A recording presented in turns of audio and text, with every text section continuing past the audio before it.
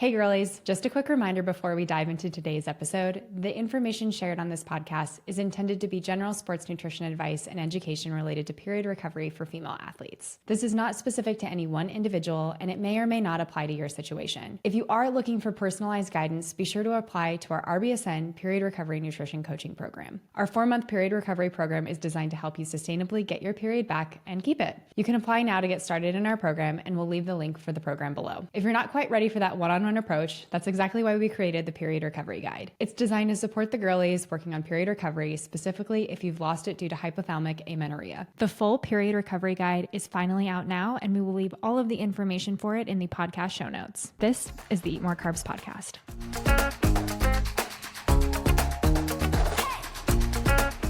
Hello and welcome back. This is the Eat More Carbs Podcast. It's Jenna here with Reilly. We're both dietitians and we talk every Thursday about sports nutrition for the girlies. On today's episode, we're actually talking about how to get your period back as a Hyrox athlete. Super excited to dive into this with you, Reilly. But before, we're going to do our high-low, so providing a little bit about our week, the good and maybe the parts we wish had gone a little bit differently. So kick us off, Reilly. What's going on with your week this week? I think separate to our high and low, I'm actually really excited about this episode. This is something that we're going to start doing it on the Eat More Carbs podcast. I'm just really pumped. You will have to let us know what your thoughts are on this type of episode and what other types of athletes that you want to see next. So I'm super excited about that. Before we jump into that, I'm going to do my high-low, which I try not to do this that often, but I am going to do like the same story because I think it is a high and it's a low. And I think, Jenna, you will really resonate with this story. I always feel like I have mixed emotions when we say goodbye to an athlete that's worked at RBSN, because we've been having this a lot lately where a lot of our girlies are getting their periods back, but then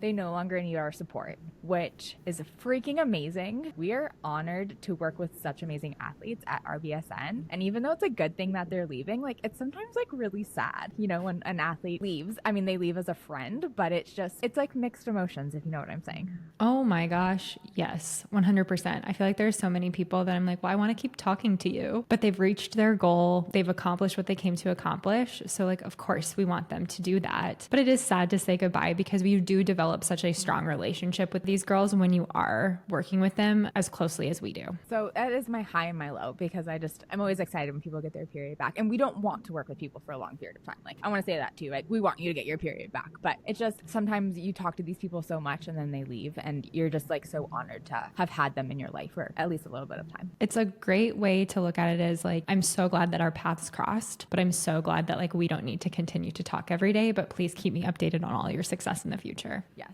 I always tell people, I'm like, I love you, but I don't want to do this again. Keep me posted on how things are going. We'll do sports nutrition stuff, but like, please don't come back. Like, please be successful. Yes, 100%. Oh, I feel that. I love that as a high-low. Yeah. What about you? How's your week going? Oh my gosh. Thank you for asking, Reilly. I'm so excited. My high is that I'm running again. If you didn't know, or if you're new to the Eat More Carbs podcast, I had a high hamstring strain after my last marathon. It was more like at the end of marathon training and into the marathon. And I really wanted to continue to run after I finished that marathon because I felt like where I was aerobically was in a really good place to continue to reach my own goals that I have for running. Unfortunately, my body had other plans for that. And as much as I wanted to continue to run and kind of pick a next race and maybe try to race a half marathon with Reilly, I needed to back off a little bit, take some time and make sure that I was healed and appropriately ready before I start training again. Recently, I started to run again. While it's not exactly where I want it to be yet, it's in a good place for where it should be. Super, super excited that I get to run again. So that's my high. I actually get like more excited when you get to run than when I get to run. Like when you race, like I think I was more nervous like than when I actually. That's saying something because of how nervous you got on your last race.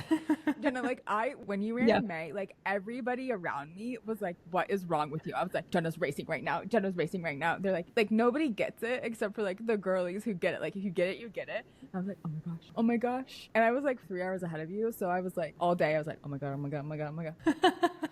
I feel the same way when you race for sure. So I get it. And thank you for being so supportive of my racing. I'm just so happy you're running again. Yay. So huge win. My low, we do a really good job managing our time and making sure that our days are filled. However, that does mean that like the start of my day, I need to be ready to go. And I was maybe in a little bit of a rush to get things ready. And I went and I grabbed my wedding band to throw it on my finger because I can't sleep with my rings on. And I dropped it down the sink. This has absolutely nothing to do with the fact that like we have a lot on our schedules right now, and everything to do with the fact that I just procrastinated getting ready. Oh my gosh. Oh my gosh. Oh my gosh. Your boss is horrible. This is me being like, I start at 8 a.m. and me like delusionally being like, I can do my hair in 5 minutes. And I'm like, I never can do my hair in 5 minutes. Like I should know that by now. My hair takes like a minimum of like 2 tries before it looks good. And I guess I haven't figured that out. So anyway, I dropped my wedding band down the sink and we had to take apart the sink, and I couldn't use the sink until we took it apart so that we could get it out of the drain. You found it though. You found it. I have it back. It's back. It's back on my hand. Yeah. Oh, thank goodness. Yeah. It's like no one touched the water in this house. We are taking it apart, which is a whole ordeal in itself. Lord. Yeah. Oh my gosh. I'm just so happy that I felt both your high and your low like, in my body today. I just want you to know that. Like within my you feel it in your soul. I'm stressed and excited. Everything is good now. We have the ring back. We're running. It's all fine. It's all fine. On today's episode, we're actually doing a case study, and we have Lilly on the podcast to help walk us through this today. Just like Reilly mentioned at the beginning, this is a type of podcast that we plan to do again. So if there's a specific athlete that you would like highlighted, or if you have suggestions for this type of episode, please leave them in the comments of this podcast. We're going to be walking through how a Hyrox athlete that worked with RBSN got her period back. During this episode, we're going to be walking through how this athlete came to RBSN, who she worked with, and everything that she did in order to get her period back. So kind of giving like a real-time example of everything that this athlete did in order to be successful on her period recovery journey. For the purposes of this podcast and to ensure client confidentiality, some information has been altered. Reilly was the dietitian that worked with this athlete, as she does work with most of our Hyrox and our team sport athletes. Both Lilly and I are going to be here to talk through all of the changes that Reilly helped this client implement. So that's what we're going to be talking about today, is like how Reilly helped this athlete get her period back. Kind of as a starting point, Reilly, can you walk us through what this athlete's training and fueling looked like when she first came to you? Super excited to share her story a little bit. We are kind of doing these new case studies, and you'll have to let us know how you like them at the end of the episode. Diving in right now, like Jenna said, I do work with a lot of our Hyrox athletes, and I wanted to bring this individual's story to kind of our first case study because I think it's a really big testimonial to how hard she worked in our period recovery program. So if you're not familiar with Hyrox, it is almost like running for CrossFit athletes with air quotes. It is a combination of running and weight-based exercises. So like ball throws, sled pushes, and different loading activities. You do a certain activity and then you will run a specific distance, and you have 10 stations. So this is pretty high load activity. And this athlete came to us initially because she had low energy during her training sessions. She felt like she wasn't progressing as fast as her other athletes that she was competing with and training with. She also hadn't had a period in the last 16 months. And before that, her period was a little irregular. She was on birth control over the past 5 years, on and off. And she initially came to RBSN to get her period back and then also to help with her training load. Initially, kind of looking at her training schedule, this athlete was doing a lot of training in the morning. So she would wake up, she would do her Hyrox training, which is about 2 hours of work in the morning before heading to her day job. She worked a 9-to-5 job, and then sometimes in the evenings, she would go for walks with friends or her roommates, or maybe even have another training session later in the day. Initially, what were some maybe red flags that you noticed as far as energy availability with her fueling, just from like a surface level glance at what was going on when she first started working with you? That's a great question. We talked about this actually on a couple episodes ago. When athletes have to train early in the morning, especially in these high load activities, it can be really challenging to get enough fuel in before training. If you're training for, 90 minutes plus, you need to make sure that you have a really good fueling foundation before then. And because she was, waking up 4:30 to get to the gym at, 5:30 so she could get in her training, her pre-workout fueling was really suffering, we can say. She was really missing out on that important period of time. She also was kind of missing out on that post-workout fueling period of time because she was rushing to her job. And then just because she was at the office all day,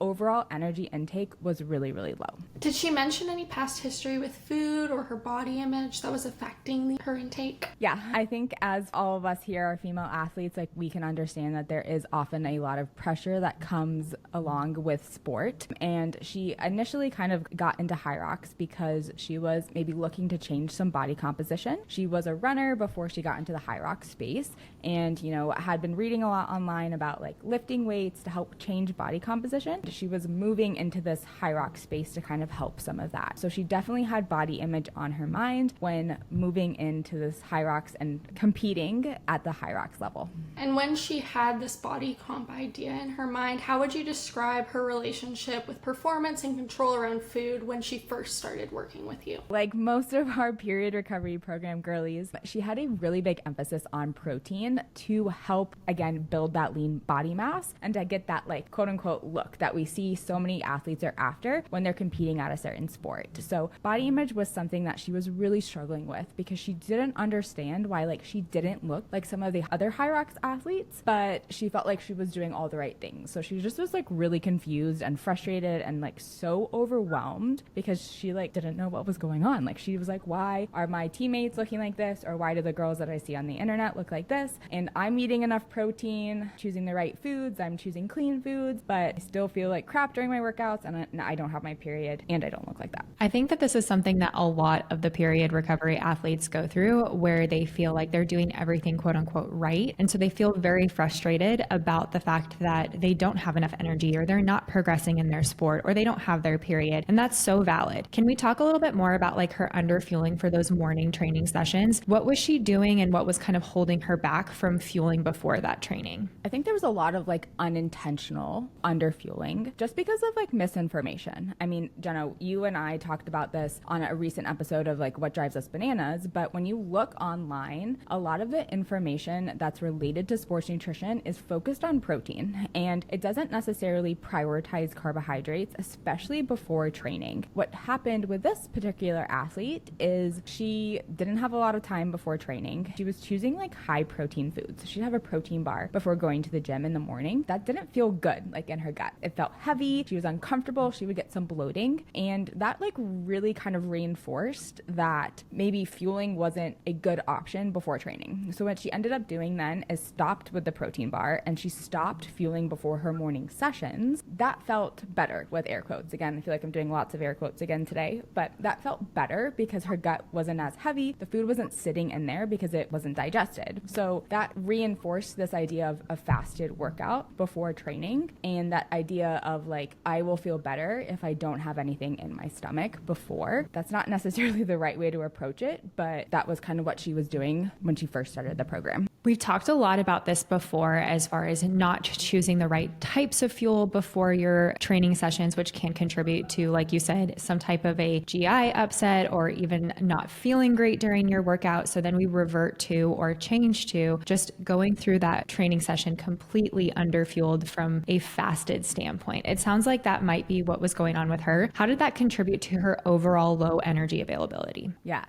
So Lily, you probably see this too, but I think athletes really underestimate how active they actually are, especially our working girlies. And yes, this athlete was a Hyrox athlete, but she was also somebody who has a 9-to-5 job. She's a sister, she's a daughter, she's a friend, right? Athlete wasn't the only hat that she wore. So I do think she was really underestimating how much energy her body needed and how hard her training sessions were. When athletes first come into our period recovery program, one of the easiest ways to help increase energy availability is to make sure that we're fueling before and after training. And missing out on these two important parts can really hold you back from meeting your energy availability goals. When we look at fueling before training, the idea and the fueling focus is to make sure that we have carbohydrates ready to be utilized as energy. At high intensity work, carbohydrates are our main source of fuel, and we have to make sure that we have those available if we want to have high intensity training. And a lot of the time, we don't think about maybe carbohydrates as a really important fuel source because maybe of what the internet says,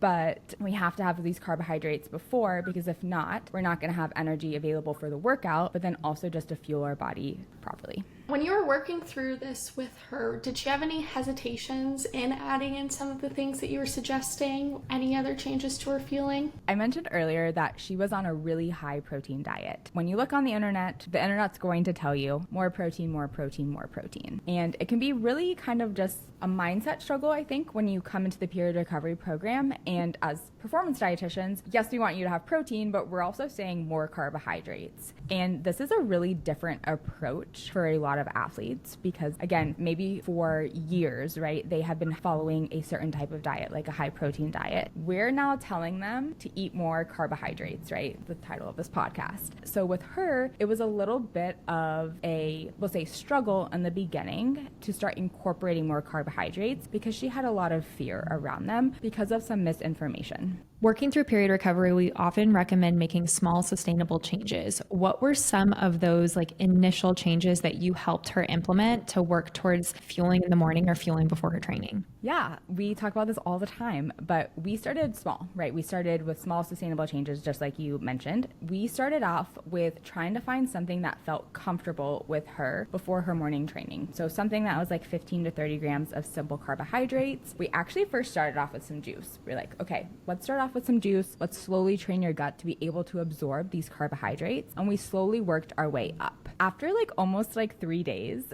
we started to see like an increase in energy like during training. And I think that positive feedback was a really big motivator to keep her going. At first kind of, again, attacked that like pre-workout fueling period. Then we started looking at that post-workout period. And then we just made sure that she was adding in some sort of carbohydrate or grain or a starch with every single meal. Making those initial changes and then seeing the performance benefits is one of the greatest motivators for a lot of the period recovery athletes. Did you feel like that was the same for her, or was there something else that helped her overcome those initial hesitations that she had? Definitely performance benefits. It's pretty crazy how like you can start fueling your body properly and like almost immediately see changes that are positive in training and competition. I know you both see this as well, but sometimes I'm like shocked by the human body where like somebody starts eating more carbohydrates before training or they start incorporating carbohydrates. The next day they already feel better during practice. So many of our athletes always like reflect back on what they were doing, like even if it was just weeks ago, and they're like, I cannot believe I was managing that with the approach that I had to fueling before. It's just like mind-boggling because like, how was my body doing that? Yeah, did you notice that there was like flip the switch moment, like where the light bulb went off for her and that kind of shifted her mindset completely? Yes. So there's actually something that she messaged me about where she was like, usually to start my workout, depending on what the workout of the day is, I'll do some box jumps. And she was like, I used to hate the box jumps. Like I used to be so fatigued, like doing the box jumps. I would be slower than my teammates or the other people I was training with. And then I started eating some carbohydrates and like I became the best at the box jumps. This was an aha moment for her because the box jumps were at the beginning of the workout. So previously she was already feeling tired at the beginning of her workout. And now she was getting first at that particular exercise and was able to have sustained energy through the entirety of her training. Did you use any tracking to see her progress before her period return? Yeah. So in the period recovery program, we do track symptoms every single week. So tracking those symptoms as well as like subjective feedback. So how was she feeling? How was her energy levels? How was her weights in the gym? Was she able to move more weights? Was she PRing? Like we talked about on other episodes, like what symptoms was she having? Was she having any type of acne or cramping or changes in cervical mucus? How was her blood work? Something that we do at RBSN is we always look at like specific blood markers, and we also get athletes to do a DEXA so we can check bone density. And these were things that we were just continually tracking throughout her entire work with us in the program. It's such an important thing to track progress when you are working through period recovery, because there are definitely moments that can feel like setbacks, or definitely moments that athletes feel like they aren't making progress. So having something that we can track that is more of like a data point can be really, really helpful in those moments that feel really difficult. When she finally did get her period back, do you feel like that there was anything nutritionally or fueling related that really helped with that recovery of a period for her? Yes, we've talked about it on this episode, but I think making small sustainable changes, that was so important, and sustaining the changes that we made to allow her to keep her period. Like we talked about, we really kind of first looked at that pre and post workout fueling. We started adding carbohydrates into the meals. We decreased her portions of protein. And then a big thing that we also focused on was increasing the amount of fats in her meals. We did this though a little bit at a time. Like if I just threw all of that at her on the first day, she would have been overwhelmed overwhelmed. She would have not wanted to continue with those changes. And unfortunately, I don't think she would have gotten her period back. But because we were able to start small, we were able to create sustainable habits. Another thing is because she was able to keep training during the period recovery program, she knew what to do now that she got her period back. It wasn't like she went all in, we stopped training, and then she got back to training and again was feeling overwhelmed. We were able to do it in a sustainable way that met her lifestyle. Did she have to scale back at all with her training? I know that's a concern with a lot of our athletes is they don't mess with their training schedule. So what did you do with her? Yeah, so we didn't cut back on her training, but we really took a quality versus quantity approach when we looked at the rest of her movement. So like I mentioned at the beginning, she was doing like an evening walk with roommates or friends. So we did dial that back so she could continue to train. I know that if you're listening to this, you are an athlete and training is really important to you. And we don't want to take that away from you at RBSN. We want to work with you so that you're able to train, but sometimes we have to, again, take that quality over quantity approach, just like we did with this athlete. So really minimizing movement outside of training so that she can continue training at the high load that she was at. Where is she at with training and recovery now? Was she able to maintain her cycle when she did get it back? Yeah, she actually just got her third period like a week ago before this episode aired. So I'm really, really proud of her because it was a little bit of a struggle, especially from a mindset perspective, but she has met that 3-period kind of guideline that we recommend for athletes. So really excited to kind of jump into this next phase with her since she's gotten the 3 periods. And now that we've heard this amazing story of this athlete who worked so hard to get her period back, what advice would you give to someone who's in a similar spot that's training too early, eating too little, and just not getting their period?